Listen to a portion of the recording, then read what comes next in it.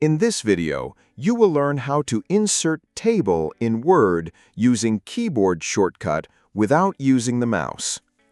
First, place your cursor where you want the table to appear.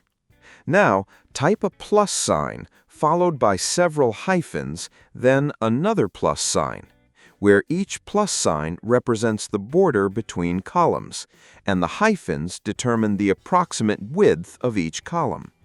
If you want 3 columns, you can type something like this. After typing the pattern, simply press Enter.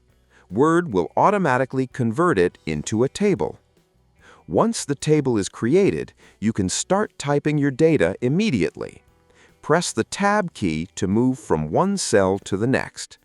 When you reach the last cell in the row and press Tab again, Word automatically creates a new row for you so you can continue entering data without touching the mouse. If pressing Enter doesn't create a table, don't worry, the feature is probably turned off. To enable it, click File, then Options. Choose Proofing. Click Autocorrect Options. Open the Auto Format as you type tab and make sure the Tables option is checked.